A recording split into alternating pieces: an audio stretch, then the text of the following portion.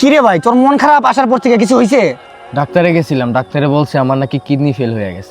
I শালা, পেটের ভিতরে স্কুল আছে?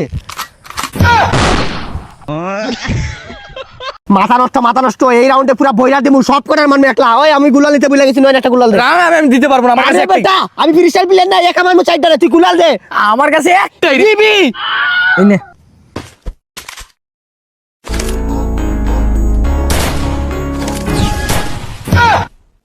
I need glue wall. আর একটা গুলাল দে। আমার বাল নিবি। কত সময় থেকে দেখতাছি নন কি করতাছস, বুঝলাম না কিছু। কি রে, একটা মায়ের লগে কথা কইতেছি। নতুন নাকি? আমি তোর ভাই না, একটু দেখা। না না না না, আরে আমরা দুই ভাই একসাথে ওই যে ছোটবেলায় ল্যাংটাকাল থেকে বন্ধু না বেটা, একবার দেখা। একটু দেখাম। হ্যাঁ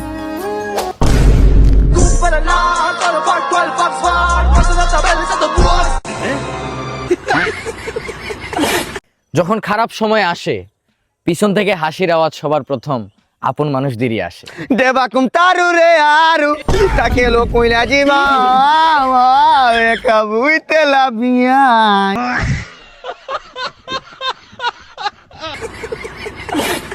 বাংলাদেশে যাওয়ার যে ইউরোপ যাওয়ার প্ল্যানটা বুঝছো, পাপার সাথে ডিসিশনটা আমি ট্রেন্ডিং এ রাখছিলাম, মামা আমি যাইতে চাই না। ট্রেন্ডিং না পেন্ডিং।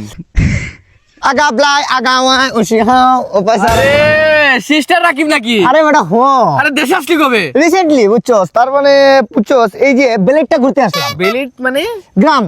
আরে বেলিট কয় না, এটারে বেলিস কয়। আরে ব্রিটিশ তো তাই একটু শর্টে বলে, বুঝছস মামা, জীবনে অহংকার না, একটা জায়গায় আটকে গেছি মামা। কি কি? আরে কি হইছে? আরে বন্ধু বান্ধব ছাড়া থাকা যায় মামা? না না না। পৃথিবীর সবচেয়ে সুখী মানুষকে জানোস? কে? যে বন্ধু বান্ধব নিয়ে থাকে। আমি তো দুঃখী, একা ছিলাম। বাংলাদেশে যাওয়ার যে ইউরোপ যাওয়ার প্ল্যানটা বুঝছো, পাপার সাথে ডিসিশনটা আমি ট্রেন্ডিং এ রাখছিলাম মামা, আমি যাইতে চাই না। ট্রেন্ডিং না পেন্ডিং? ওইটাই আর কি, ব্রিটিশ তো তাই একটু শর্টে বলে বুঝছো। বুঝতে পারছি। তারপরে পাপা বলে রাকিব মাই চুন, তুমি আমার কথা শোনো। আরে চুন না, মাই সান। ব্রিটিশ তো তাই একটু শর্টে বলে, তুই কথাটা বুঝিস না, তুই কি আমার শরম দিতেছিস না নাকি? না না না, আমি আসলে ঠিক করে। তারপরে মামা অহংকার না, ইউরোপে যাই থসপট ইউনিভার্সিটিতে পড়ছি মামা। হটসব ইউনিভার্সিটি না, অক্সফোর্ড ইউনিভার্সিটি। ব্রিটিশ তো তাই একটু শর্টে বলি, তুই বুঝতেছিস না কেন? বুঝতে পারছি। অহংকার না মামা, আমি যেই পড়ালেখা করছি যেই জায়গায়, আমি ছোটবেলা থেকে এই যে পড়ালেখার যে সিস্টেমটা, এডুকেশনটা যে করছি মামা, আমার মাইক্রোটেনের সমস্যা হিসাব করছে। এত পড়াশোনা করছো? হ্যাঁ মামা, পুরো একটা সমস্যা। মাইক্রো ড্রেন নাকি মাইক্রো ব্রেন?